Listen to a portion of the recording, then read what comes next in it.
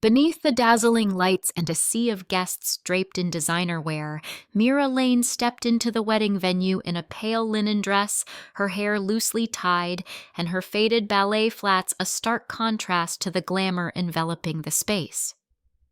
A shrill laugh pierced the air as a glass of red wine splashed onto the hem of her dress. "Oops, sorry. This isn't a charity gala," a woman in a crimson silk gown shouted with delight. Mira said nothing. She stood still, holding an unopened invitation sealed with wax, her gaze calm. They didn't recognize her. To them, she was just a modest woman who didn't belong to their polished world. Even the bride, Juliet Rose, had only invited her to flaunt the success she had stolen from the former friend she betrayed. But they were wrong. The woman they mocked in front of the entire hall was the wife of the man who had just acquired the very company Juliet was so proudly bragging about during her wedding, and Mira knew. Her old shoes weren't the only thing about to make this entire celebration bow its head in shame. The Rivermont estate glowed under the late autumn sun. Crystal chandeliers hung from silk-covered canopies, reflecting like 1,000 dancing diamonds in the air. Hundreds of guest-top influencers, Fortune 500 CEOs, even young aristocrats glided between banquet tables like choreographed constellations, their smiles as glossy as the luxury lipstick on their lips. The ceremony was being live-streamed to millions, branded as a celebration of female power, with Juliet Rose, founder and CEO of Lumera Skincare, as its radiant centerpiece. But at the far edge of the courtyard, a soft breeze swept across Mira's linen skirt. She walked slowly, her flats whispering against the marble floor, a cream-colored envelope still clutched in her hand.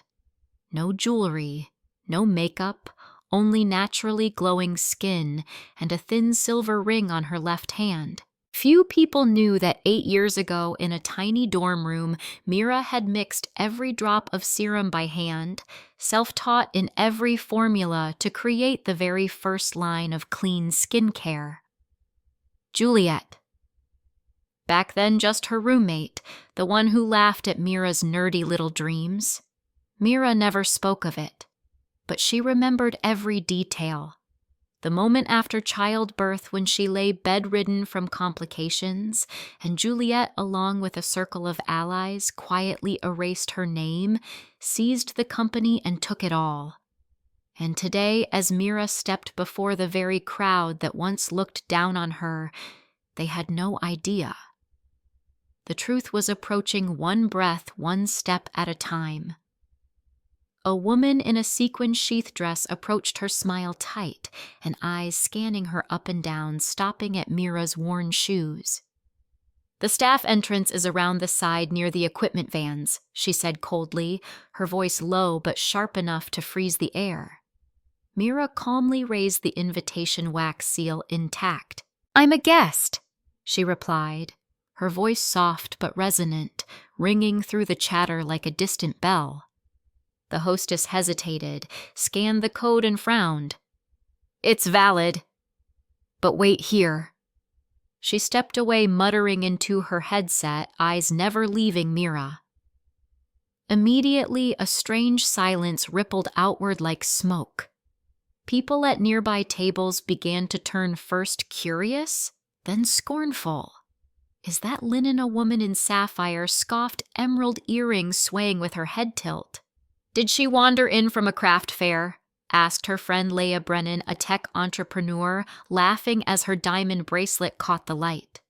A man in a velvet tux added, "No makeup bold if you're gold digging." The laughter spread like a hive of wasps. But Mira stood still, her gaze unshaken, hands tightening around the invitation. She had faced worse sterile hospital rooms, unsigned divorce papers, sleepless nights next to a crying newborn.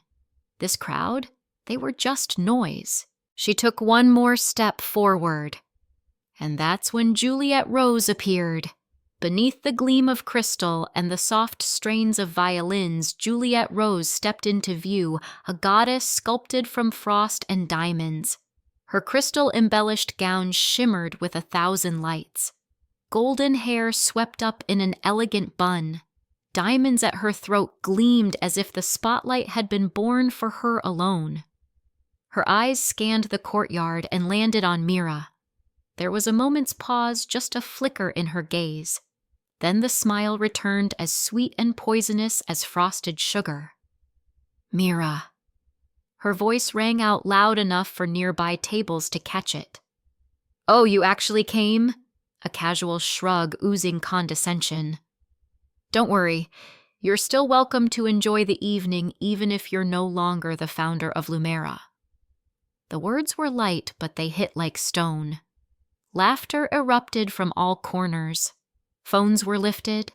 Live streams zoomed in. Mira said nothing. She simply looked at Juliet, eyes still as calm as a lake before a coming storm. Juliet, unsettled by the silence, laughed louder and waved to the crowd. "Let's be nice, everyone. Mira's an old acquaintance. Let her enjoy the view." A masked insult. Another cut well placed. From the distance, Leia Brennan whispered to someone nearby. "Old acquaintance, more like ancient history." Mira remained rooted head high, no retort, no flinch, but the crowd, it sensed permission now, a green light to turn cruelty into entertainment without remorse. The microphone shrieked, slicing through the soft elegance of the string quartet. Trevor Kane, the evening's MC, strutted onto the stage, smile razor sharp. "All right, time to get our honored guests seated," he boomed, his eyes gliding across the crowd, then halting when he saw Mira.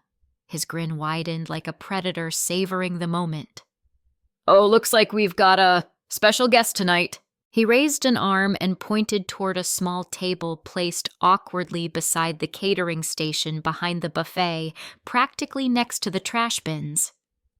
"Right there, ma'am. Perfect for refined souls." Laughter exploded like waves crashing. Mira said nothing.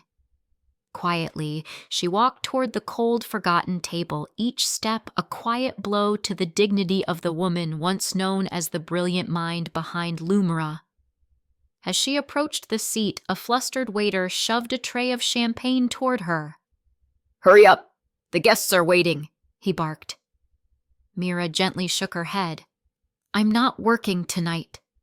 But just as she sat down, a catering manager in a crisp black suit stormed over, his face flushed with anger. "Staff don't sit with guests." He barked loudly, causing heads to turn. Before she could reply, he grabbed her arm and yanked her up. The chair scraped loudly against the marble. Someone clapped. "Send her to wash dishes." A woman tossed a napkin toward her feet, laughing. "Clean up, sweetheart." Above them, a drone swiveled to catch the moment, Mira stumbling, her dress rumpled, eyes steady. She bent down, picked up the invitation. They thought they were burying her in shame. But her gaze, it was already fixed ahead to the stage where truth was waiting to be unwrapped. Mira returned to her seat, the same one they dragged her from Spine, straight invitation still in hand like a quiet symbol of truth yet to be revealed. But the crowd wasn't done with her. A group of young influencers in neon gowns passed by, phones out, live streaming with practiced ease. "She looks like she just stepped out of a thrift store," one muttered loud enough for the mic to catch. "Does she know this is a global event? Or is she here begging Juliet for her job back?" Another added, glossing her lips mid-shot. Laughter, commentary, eye rolls, emojis flooding in. Every glance a slap. Every snap of a camera a blade. A man in a forest green tuxedo, cheeks flushed with alcohol, swaggered up to her table. "Hey, waitress, get me some water," he sneered. Then, without hesitation, he tossed an olive from his martini glass, hitting Mira's lap. "Better clean that up, wouldn't want to ruin your fancy dress." He chuckled, joined by a wave of claps. A woman in a feathered hat dusted her napkin toward Mira like wiping off filth. "You're messing up the wedding aesthetic, darling. The kitchen might suit you better." The live stream picked it all up. On social media, hashtags exploded, #thriftbride, #kickerout.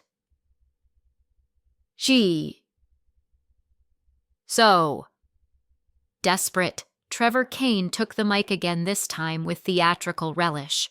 "Let's all give a warm round of applause to our surprise guest straight from the thrift shop to our star-studded wedding." A spotlight swung around and pinned Mira, illuminating the stains on her dress like trophies of mockery. The brightness blinded her eyes, but her stare never faltered. Silent, but unbreakable. What they didn't know was that within minutes, those same phones would be streaming a very different moment. Not a woman being humiliated, but a woman reclaiming everything. Just as laughter still echoed off crystal glasses, a strange deep rumble began to rise from above, like thunder rolling in a sky with no storm. Heads turned upward. A sleek black helicopter descended onto the lawn behind the venue. The petals atop centerpieces quivered in the gusts from the blades. Stage lights shifted, trying to track the sudden disturbance, something far bigger than anything this wedding had planned for. Phones tilted skyward. Live streams pivoted instantly. The crowd stirred, murmuring like waves colliding. The door opened. A tall man in a sharp black tuxedo stepped out, his stride steady steel in every step. Ashton Dorian, a name that needed no introduction. A reclusive billionaire, master of corporate takeovers. A strategist whose signature on a document sent stock markets trembling. He didn't slow, didn't greet, didn't smile. He walked straight through the garden aisle, past the bride's table, past the altar, past the gawking guests, oblivious to the decorations, the spotlights, and the stunned expressions. His eyes scanned, and then locked. On Mira. She was still seated, dress rumpled, invitation in hand, eyes calm as if nothing that had happened tonight could touch the truth she carried inside. He extended his hand. Not a word spoken. Just one look, one nod. Mira stood, placed her hand in his. Not desperate, not triumphant, just certain. Gasps rippled through the room. Some began to realize something was terribly, undeniably wrong. Trevor Kane's mic sagged in his hand. The bride, Juliet Rose, turned pale beneath layers of highlighter and bridal glow. Ashton turned to the crowd, gaze unshaken. "My apologies for the interruption," he began, voice smooth and commanding. "I have a few important announcements to make concerning the company your beloved bride has been proudly referencing all evening." A breathless hush fell over the courtyard.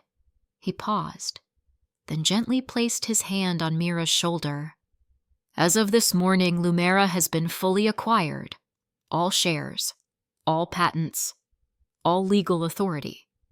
He looked at Mira. "Now belong to my wife."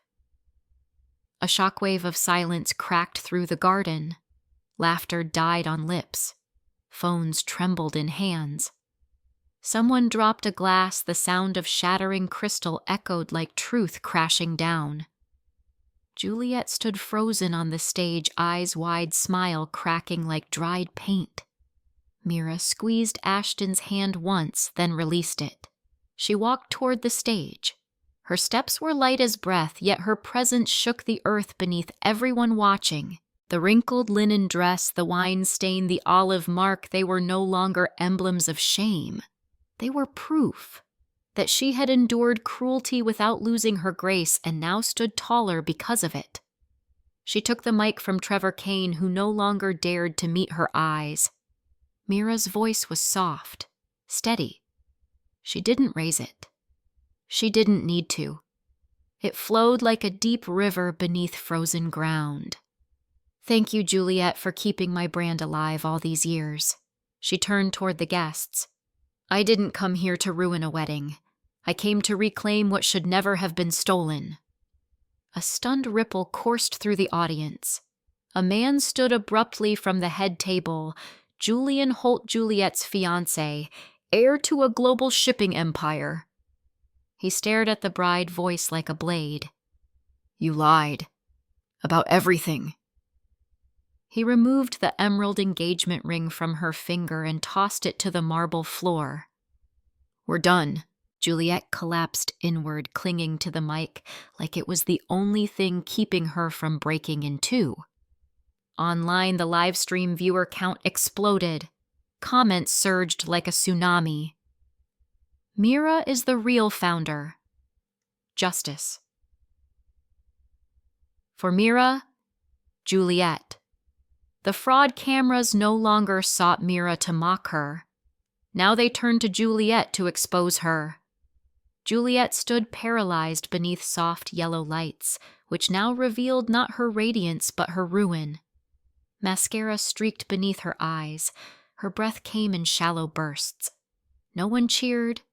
No one admired. Phones buzzed in her clutch. Notification after notification. Board demands emergency meeting. Major sponsor pulling out. PR crisis.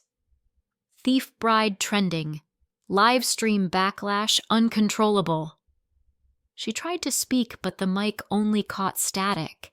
Her voice fractured. Mira said nothing more. The truth had already spoken for her, and those who once rallied behind Juliet. They began to fall one by one. Margot. Reese, the chemist who stole Mira's formulas, was exposed via leaked emails showing she'd signed away Mira's rights while Mira was in the hospital. Sloane Carter, the PR maven who once called Juliet the visionary, had her academic plagiarism and fraudulent product tests uncovered. Leah Brennan, who mocked Mira in live streams as a fashion tragedy, lost her major brand deal within hours. No company wanted to be tied to public cruelty.